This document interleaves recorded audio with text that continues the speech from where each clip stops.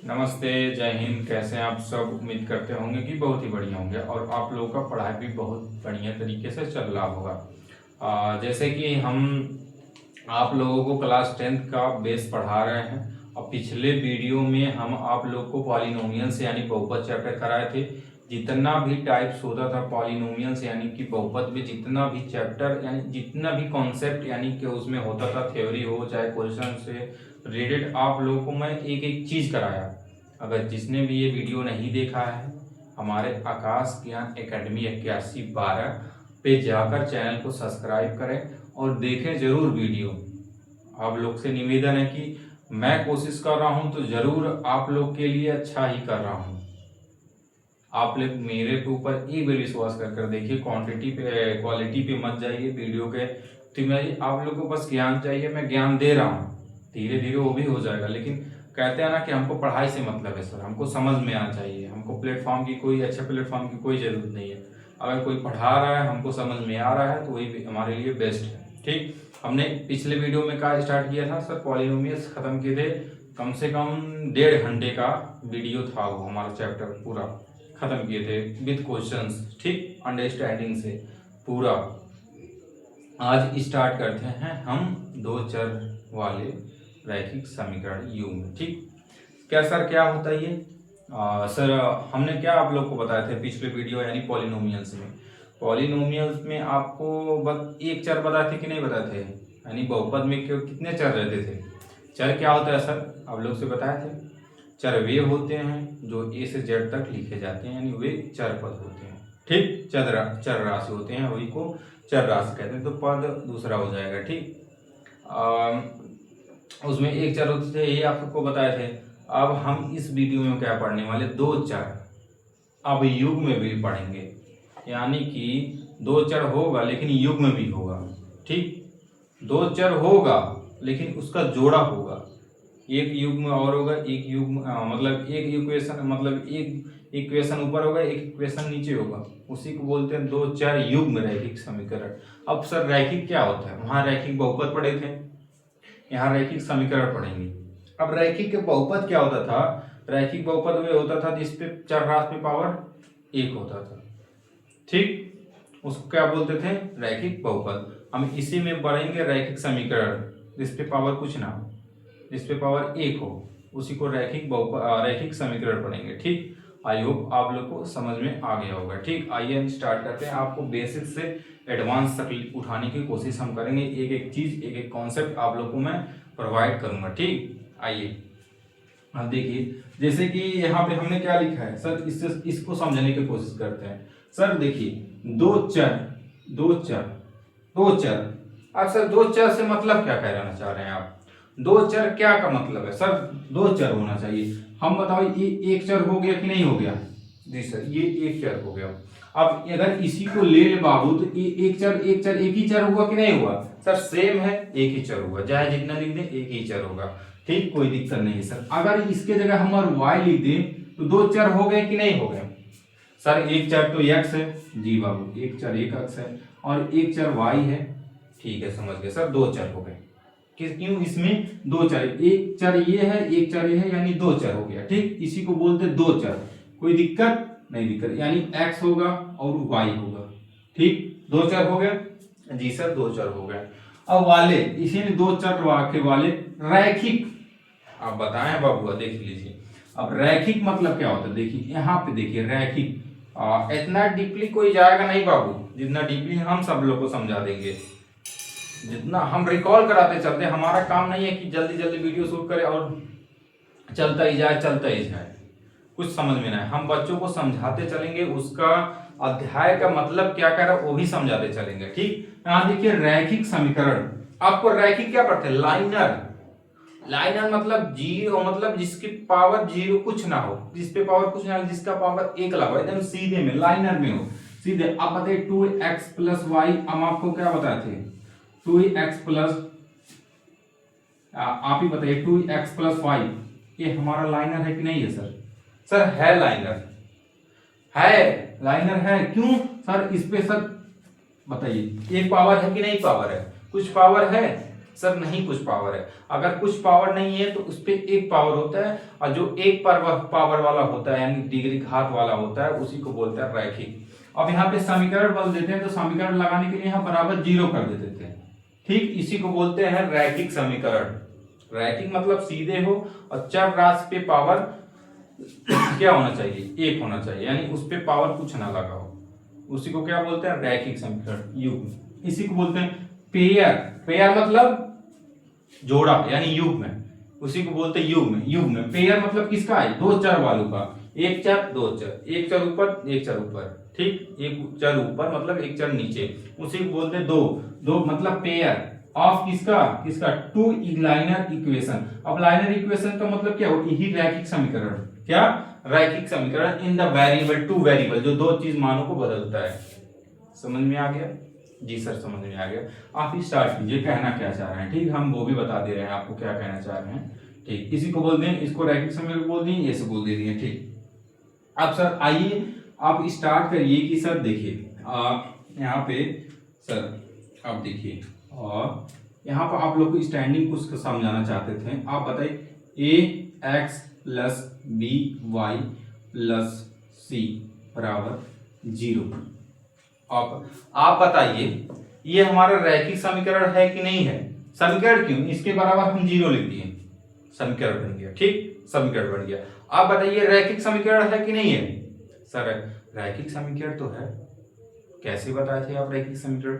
Sir रैखिक समीकरण आपको इसलिए बताए थे, ऐसे बताए थे, कैसे पहचानना है, ऐसे वैसे कैसे कैसे पहचानना है, आप लोग को हम 100% सिखा देंगे।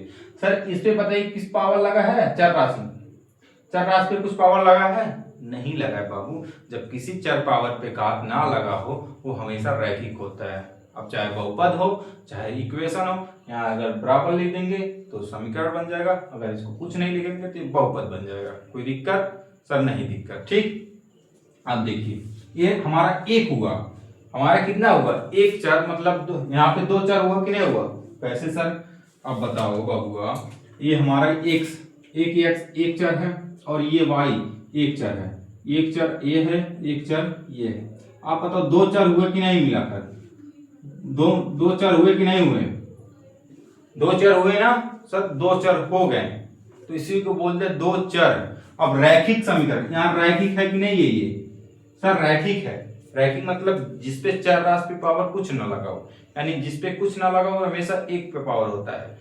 तो आप बताओ जब इस पे कुछ नहीं पावर है, रैखिक समीकरण है। अब कितने वेरिएबल? दो सर, दो चर, तो इसको बोलते हैं दो चर रैखिक अवयव समीकरण। किसी को दिक्कत?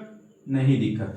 अब बाबू इसी को बोलते हैं दो चर रैखिक समीकरण। आई होप आप लोग को समझ में आ गया होगा।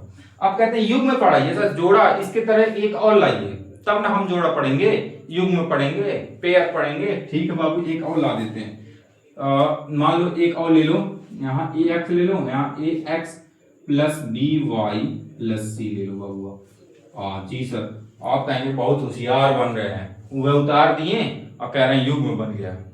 युग्म मतलब पेयर अलग अलग हो सर। हाँ बाबू सही कह रहे हैं आप, मैं तो वही उतार दिया तो सेम हो जाएगा कि नहीं हो जाएगा? हो जाएगा। तो क्या करते हैं, इसके यहाँ A1 लगा देते हैं बाबू, A1 लगा देते हैं, यहाँ A1 लगा देते हैं, यहाँ 1 लगाते हैं, यहाँ 2 लगा देते हैं, ये 2 लगा देते हैं, ये 2 लगा देते हैं। अब सेम नहीं हुआ ना? जी सर नहीं सेम हुआ। यहाँ A1 है, यहाँ A2 है, यहाँ B1 है, यहाँ B2 है, हाँ यहाँ C1 है, यहाँ C2 है। समझ में आ रहा है कि नहीं आ रहा है? जी सर। अब सर आप जैसे बहुपद में पढ़ाए थे A B C क्या है हमारे अचर पद है, यानी कि वास्तविक संख्याएं। लिख लो यहीं पे, यानी इसी को बोलते हैं बाबू, इसी को बोलते हैं दो चर रैखिक समीकरण युग्म। दो चर वाले रैखिक, इसको मिला दोगे तो ये दो चर रैखिक समीकरण युग्म बन जाएगा। क्या बन जाएगा?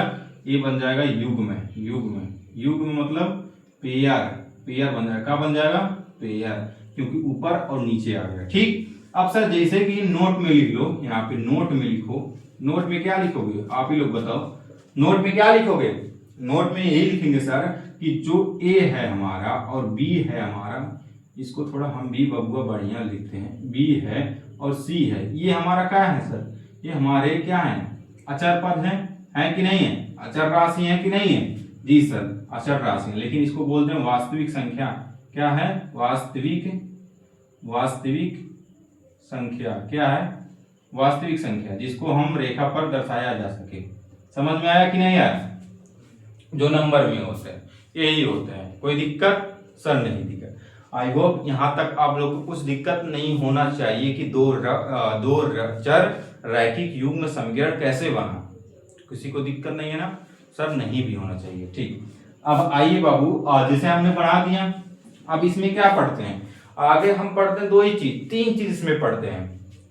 तीन चीज इसमें क्लियर पढ़ते हैं। एक पढ़ते हैं कि जो प्रतिच्छेद करे, क्या करे? जब दो रेखा, ये अलग रेखा हो गया, ये अलग रेखा हो गया, ठीक, एक रेखा ये बनाएगा, एक रेखा ये बनाएगा, जब ये दो रेखा क्या करें? प्रतिच्छेद करें। अब आइए, इसमें तीन कंडीशन बनता है। क्या बनता है? कितना कंडीशन? तीन कंडीशन। तो पहला कंडीशन लिखो बाबू, तीन कंडीशन में से पहला लिखो, पहले जब दो रेखा, जब यहां लिखो बाबू, जब दो रेखा प्रतिच्छेद करें। क्या करें? प्रतिच्छेद करें। वाह, समझ में आ गया सर। दो रेखा जब प्रतिच्छेद करें तो इसका कंडीशन क्या बनेगा? जब दो रेखा प्रतिच्छेद करें तो इसका कंडीशन क्या बनेगा सर? आइए हम आप लोग को बताते हैं। जब दो रेखा प्रतिच्छेद करें, आप देखिए बाबू, यहाँ पे a1x लिख सकते हैं कि नहीं लिख सकते हैं? प्लस b1y लिख सकते हैं कि नहीं लिख सकते हैं? सर b1y लिख सकते हैं, प्लस c1 लिख सकते हैं, बराबर 0 लिख सकते हैं। हमको दो चर रैखिक युग्म समीकरण बनाना है, तो यहाँ a2 लिख सकते हैं सर, x लिख सकते हैं, यहाँ पे b2 लिख सकते हैं, y लिख सकते हैं, यहाँ से c2 लिख सकते हैं, इक्वल टू 0 लिख सकते हैं। कोई दिक्कत? सर नहीं दिक्कत। ये हमारे दो चर रैखिक युग्म समीकरण बन गया, कोई दिक्कत नहीं, बन गया। हमको क्या करना है? पहले क्या ज्ञात करना है? आप लोग बताओ। जब दो रेखा प्रतिच्छेद करें, यानी इंटरसेक्ट करें, इंटरसेक्ट मतलब प्रतिच्छेद करें, यानी कि बाबू, इसका कहने का मतलब यही है कि एक रेखा यहाँ पे जाएगा और एक रेखा यहाँ पे जाएगा, ये जो बिंदु मिलता है यही प्रतिच्छेद बिंदु होता है। क्या कहते हैं इसी को क्या कहते हैं? इसी को बोलते हैं प्रतिच्छेद। एक दूसरे को प्रतिच्छेद करें, प्रतिच्छेद बिंदु क्या बोलते हैं? प्रतिच्छेद बिंदु, इंटरसेक्ट पॉइंट बोलते हैं। ठीक, किसी को दिक्कत नहीं? दिक्कत सर, ये रेखा है, ये क्या है? हमारे रेखा है। ठीक, समझ में आ गया कि नहीं आ गया? मान लो ये हमारा जो रेखा है, ये हमारा रेखा है a1x plus b1y plus c, ये है। और ये वाला जो रेखा है हमारा, ये वाला जो रेखा है बाबूआ, इसको बोलते हैं, इसको मान लो a2x plus b2y plus c2, ये हमारा रेखा है। ठीक, समझ में आ गया? जी सर, इतना आ गया। इसमें क्या कंडीशन बनेगा? इसमें क्या बनेगा कि जब हम कैसे देखकर पहचान सकते हैं सवाल में कि सर ये दो रेखा जो है प्रतिच्छेद करेंगी। जो दो रेखा हमको दिया रहेगा क्वेश्चन से, कैसे करेंगे सर कि ये दो रेखा हैं ये प्रतिच्छेद करेंगे, इंटरसेक्ट करेंगे। आइए हम कंडीशन बना देते हैं। ठीक, इसमें कंडीशन यही बनता है बाबू कि जो हमारा फार्मूला होता है, इसमें फार्मूला लिख लो। एक होता है फार्मूला, हमारा फार्मूला क्या होता है कि a1 upon a2 not is equal to b1 upon b2। अब इसका कहने का मतलब क्या है सर? जो हमारा a1 बराबर a2 होगा, बराबर होगा, वो बराबर नहीं चाहिए, और ना ही b1 बराबर b2 चाहिए। समझ में आ गया? जी सर, कहने का मतलब आपको मैं समझाता हूं ना। आइए, ये देखिए, ये हमारे a1 हो गया, ये हमारा a2 हो गया, ये हमारा b1 हो गया, ये हमारा b2 हो गया। इसके कहने का मतलब है कि जब इसका मान और इसका मान बराबर नहीं आना चाहिए, और इसका मान और इसका मान बराबर नहीं आना चाहिए। यानी कि कह सकते हैं बाबू, यहाँ पे समझाने के लिए कह सकते हैं, समझाने के लिए, जो a1 बराबर a2 नहीं होना चाहिए और b1 बराबर b2 नहीं होना चाहिए। समझ में आ गया कि नहीं आ गया? सिर्फ सर आ गया समझ में? ठीक, आ गया सर। ये कंडीशन हमारा जब बनता है कि अगर नॉट इज इक्वल टू लग जाए a1 upon a2 not is equal to b1 upon b2 हो जाए रेखा में, सॉल्व करते ही a1 का मान रख के a2 का मान रख के b1 का मान रख के और b2 का मान रख के इसको देखते हैं कि नॉट इज इक्वल टू बराबर आ रहा है। अगर बराबर नहीं आ रहा है इन दोनों को तो समझ लीजिए कि वे जो रेखा हैं, जो दो रेखा हमारा क्वेश्चन दिया रहेगा वो हमेशा प्रतिच्छेद करेंगी। क्या करेंगी? प्रतिच्छेद करेंगे। अगर बराबर नहीं आ रहा है, ठीक ठीक, पहला कंडीशन तो बन गया बाबू जी सर, कोई दिक्कत नहीं दिक्कत। अब हमारा इसमें दूसरा कंडीशन यही कहता है जब दो रेखा समपाती हो, सम मतलब बराबर हो, पाती मतलब जहां अनेक पॉइंट हो, इसका क्या केवल एक हल होगा। इसमें एक लिख लो, एक इसमें लिख लो, इसको लिख दो, इसमें आपका दिया रहेगा केवल एक हल, इसमें लिख लो केवल एक हल होगा। क्या होगा? केवल एक हल। क्या होगा? केवल एक हल होगा। इसी को बोलते हैं अद्वितीय हल, जिसका द्वितीय हल ना हो, केवल एक हल हो। ठीक, समझ में आ गया कि नहीं आ गया? आ गया सर, ठीक, कोई दिक्कत। अब देखो दूसरा क्या होता है बाबू, जब दो रेखा जब दो रेखा क्या हो? समपाती हो, समपाती हो। अब इसका कहने का मतलब क्या हो कि वो अलग अलग पॉइंट पे काटे। समझ में आ गया कि नहीं आ गया? समपाती हो सर, वो अलग अलग रेखा पे काटे। यहाँ एक ही पॉइंट पे काट रहा था, तो वो क्या करेगा? संपाती मतलब अलग अलग पॉइंट पे काटा, किसका अनेक हल हो। अनेक मतलब हर पॉइंट पे काटता चला जाए। जिसका एक हल होता है वो हमारा प्रतिच्छेद करेगा, जिसका बहुत ही सारा हल हो उसी को बोलते हैं संपाती, मतलब समान हो। सबका वैल्यू क्या आएगा? समान आएगा। यहां से याद कर लो, जिसका संपात होगा। अब बताओ बाबूआ, इसमें क्या कंडीशन बनेगा? आपको मतलब इजी से समझा देता हूं। इसमें ये कंडीशन बनेगा, सब बराबर होना चाहिए। क्या होना चाहिए? सब बराबर होना चाहिए। कहने का मतलब यहाँ पे याद करने का, इसको देखो, सम मतलब समान, पाती मतलब पाती हो। सम मतलब समान से याद कर लो, पाती मतलब पाती पाती, यानी ऐसे कहते ना पाती पाती चलते नहीं, सम मतलब बराबर पाती में जाओ, यानी इनको समान पाती मतलब समान होना चाहिए। सब याद करने का ट्रिक बता रहे थे बाबू, बस इसका फॉर्मूला याद करने का मतलब ये है। फॉर्मूला इसका क्या होगा? फॉर्मूला इसका यही होगा, जो सर a1 अपॉन a2 होगा बराबर होगा b1 अपॉन b2 के बराबर भी होगा c1 अपॉन c2 के।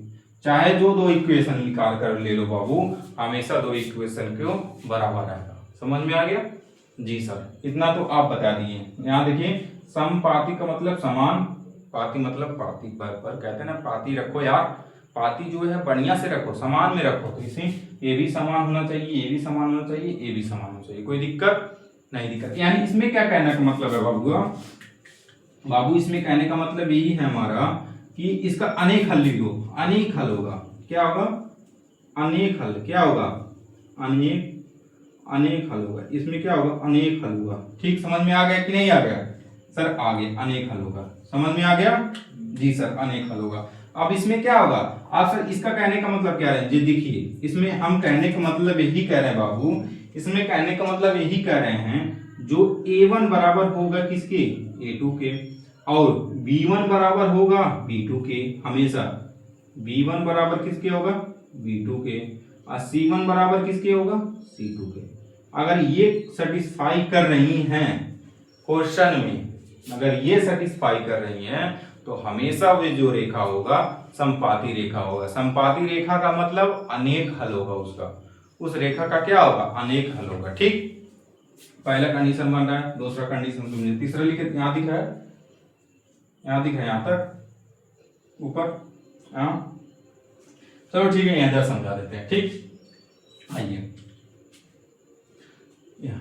इतना नीचे नहीं दिख रहा है, यहां तक दिख ही नहीं रहा है। यहां तक लेने का मतलब क्या हुआ यार? चलो समझ में नहीं आ रहा है। यहां तक दिख रहा है? क्लियर? दिख रहा है? तीसरा बाबू यहीं पे लिख लो, तीसरा आप लोग को दिख रहा होगा। सॉरी फॉर डिस्टर्बिंग, कोई भी दिक्कत नहीं है बाबू। तीसरा यहीं लिख लो बाबू, तीसरा नंबर यहीं पे लिख लो। तीसरा बस छोटा फार्मूला आप लोग को लिखवाना चाहता हूँ, समझा देंगे हम। जब दो रेखा समांतर हो, क्या हो, समांतर हो, संपाती हो गया, प्रतिच्छेद हो गया, अकाले समांतर हो गए। जब दो रेखा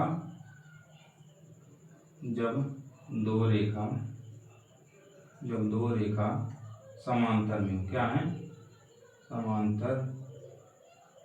समांतर हो, जब दो रेखा क्या हो, समांतर में हो सर, बराबर हो। जब कोई भी समांतर रेखा होगा तो उसका कोई हल नहीं होता है। जब बराबर कहीं काटेंगी नहीं, जब दो भाई से समांतर में चलेंगे, कहीं इंटरसेक्ट ही नहीं करेंगे, कहीं मिलेंगे ही नहीं, तो उसका कोई हल होगा, नहीं होगा। तो समझ लीजिए इसका कोई हल नहीं होता है।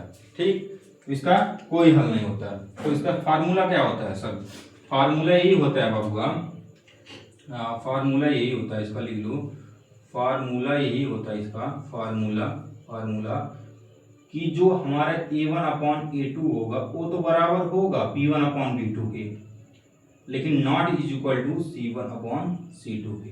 समझ में आ गया कि नहीं आ गया सर? इसका अगर कंपेयर करा दें तो A1/A2 C1/C2 को नहीं बराबर होगा। अगर B1/B2 को और C1/C2 को कंपेयर करा दें तो भी नहीं आएगा बराबर। किसी को दिक्कत? सर नहीं दिक्कत। इसका लिख लो, इसको लिख लो, इसका क्या नहीं करेगा, कोई हल नहीं। इसका लिख लो, कोई हल नहीं। समझ में आ गया जी सर? इसका कोई हल नहीं होगा। हमने क्या पढ़ा, क्या समझाया?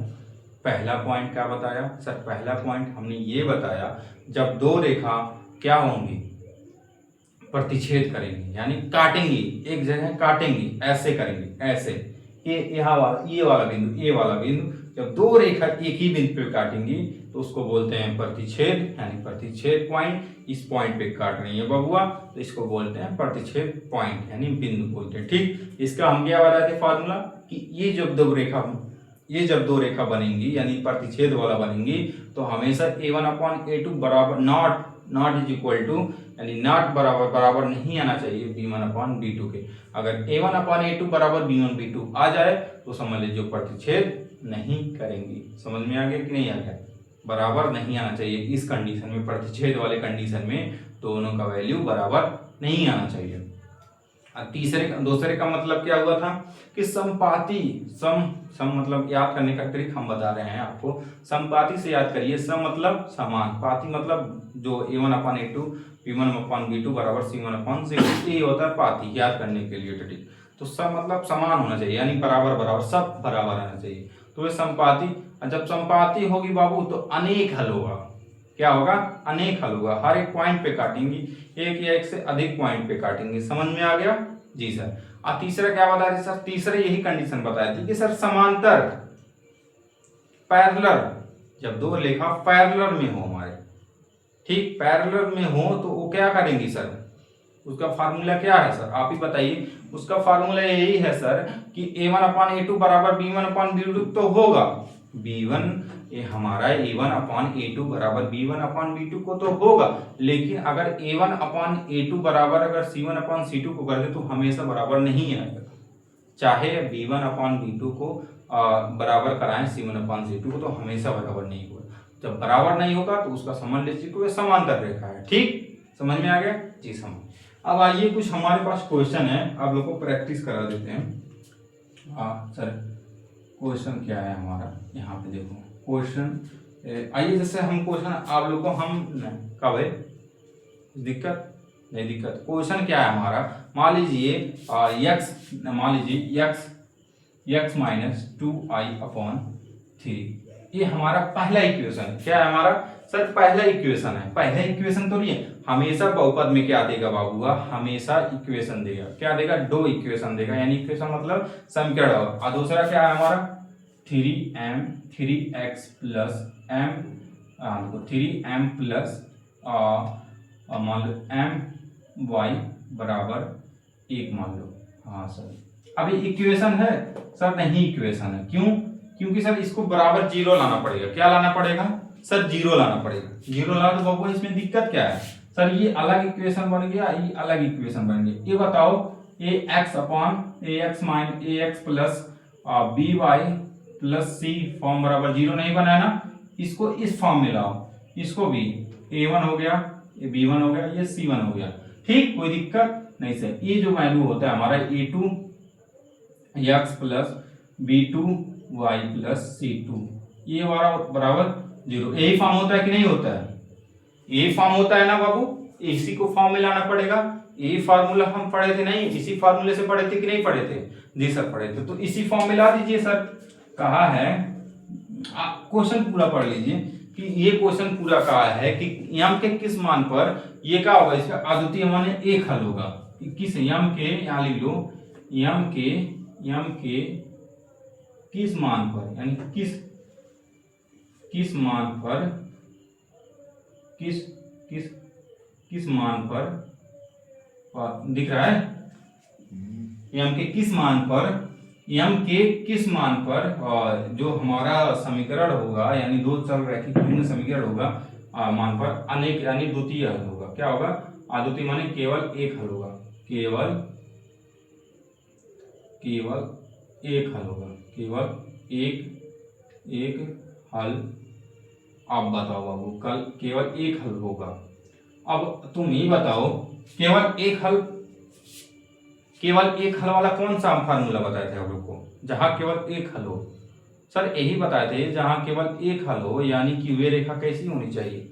प्रतिच्छेद होनी चाहिए। जहां केवल एक हल होता है यानी एक पॉइंट मिलता है, एक हल होता है, एक पॉइंट मिलता है कि नहीं मिलता है? प्रतिच्छेद पे एक ही पॉइंट मिलता है कि नहीं मिलता है? सर मिलता है एक ही पॉइंट, तो वहां एक ही हल होगा। समझ में आ गया कि नहीं यार? तो प्रतिच्छेद वाला फार्मूला लगेगा कि नहीं लगेगा? लगेगा ना। तो आप बताइए सर, पहले नंबर इसको आप मानक रूप में लाइए, मानक का अरेंज करिए आप। ठीक है बाबू, हम अरेंज कर देते हैं, कोई दिक्कत नहीं है।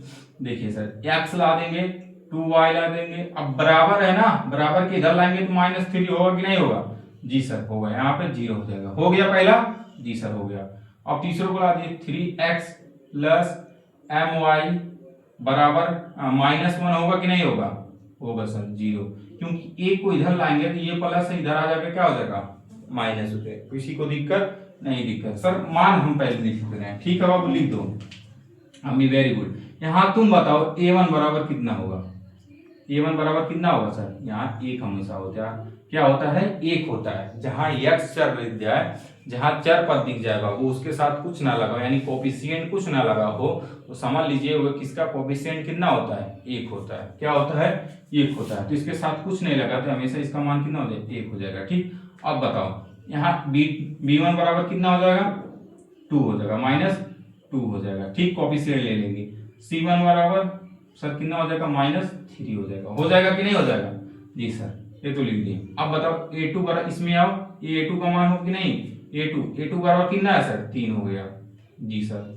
अब बताओ बाबू, यहाँ y है ना, ये b2 यानी b2 बराबर m, b2 बराबर कितना है सर? b2 बराबर m। अब बताओ c2 बराबर कितना है बाबू? c2 बराबर -1 होगा कि नहीं होगा? होगा।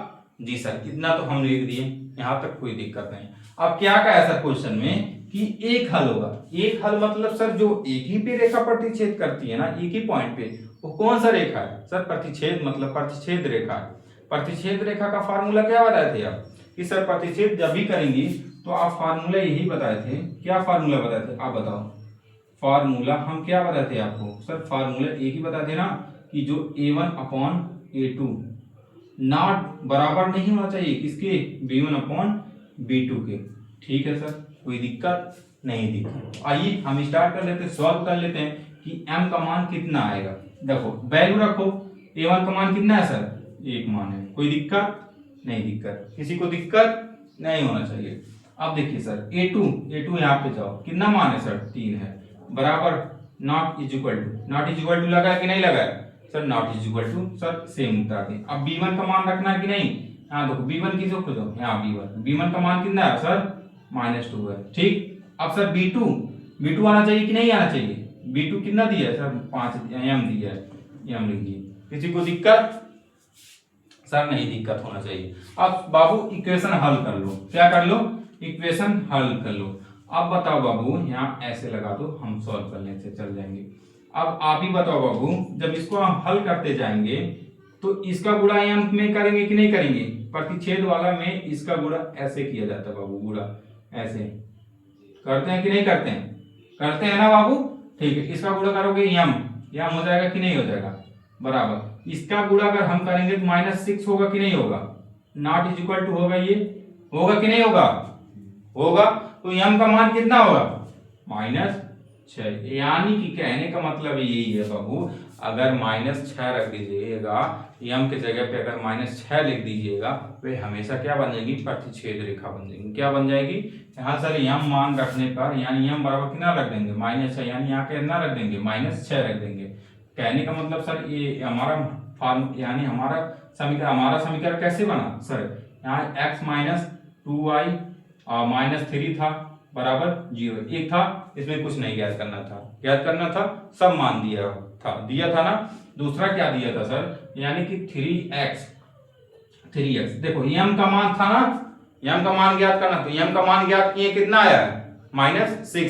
सर यहाँ -6 आया, अगर प्लस का गुणा माइनस में करा दें तो क्या आएगा, माइनस आएगा। ठीक है बाबू, माइनस आएगा, तो यहाँ 6 माइनस हो जाएगा और y आ जाएगा, और यहाँ पे कितना आ जाएगा, -1/0। ये हमेशा रेखा बन गया। ये जो रेखा समीकरण बनेगा हमेशा प्रतिच्छेद बनेगा। क्या बनेगा, प्रतिच्छेद रेखा बनेगा। कैसे सर, प्रतिच्छेद रेखा कहते हैं ना कि a1/a2 not is equal to b1/b2 के, ये आना चाहिए। ठीक है बाबू, चेक कर लो, नहीं विश्वास है तो चेक करो, a1 का मान 1 रख दो, b1/3 रख दो, और नॉट इज इक्वल टू आना चाहिए, तो माइनस कितना है 2, b1 का मान -2 और 6 का मान कितना है, तुम बताओ b1 का मान कितना है सर, ऊपर कितना है तुम ही बताओ सर। देखिए बराबर, देखिए यहाँ पे कितना आ गया सर, 6 है कि नहीं है, आप बताओ बाबू कितना है, -6 है कि नहीं है सर। देखिए अगर इसको हम काट दें तो 2 एक 2 2 एक 2 3 6 बराबर आ जाएगा कि नहीं आ जाएगा सर। ये 1/3 बराबर आ गया, तो बराबर नहीं आना चाहिए। क्या नहीं आना चाहिए, बराबर नहीं आना चाहिए। अगर बराबर आ गया तो समझ लीजिए ये प्रतिच्छेद करेगा। अगर बराबर नहीं आ गया, अगर देखिए यहाँ बराबर नहीं आना चाहिए, हमारे कहने का मतलब है ये नॉट इज इक्वल टू बराबर, नॉट इज इक्वल टू 1/3 के, नॉट इज इक्वल टू 1/3 के बराबर नहीं आना चाहिए। ठीक, समझ में आ गया जी सर, समझ में आ गया। तो ये रेखा जो हमारी होंगी प्रतिच्छेद करेंगे, किसी को दिक्कत नहीं भी होना चाहिए। ठीक, अब देखिए दूसरा क्या होगा, क्वेश्चन नंबर 2 लिख दो। क्वेश्चन नंबर 2 का कहने का क्या मतलब है सर, क्वेश्चन नंबर 2 का आएगा कि सर हमारा यही रहेगा कि x प्लस के वाई, सर देखिए x प्लस के वाई बराबर 1, ये पहला हमारा युग्म बन गया, पहला समीकरण बन गया कि नहीं बन गया सर, पहला समीकरण तो बन गया। ठीक, अब हमको ज्ञात करना है सर, एक समीकरण ये बन गया, अब हमको ज्ञात करना है क्या सर, हमको ज्ञात करना कि x प्लस वाई के x plus y is equal to कितना, x प्लस के वैल्यू के स्क्वायर, कितना के स्क्वायर के, यानी के किस मान पर, यहाँ लिखो के यहाँ लिखो, ये दूसरा समीकरण यानी के किस मान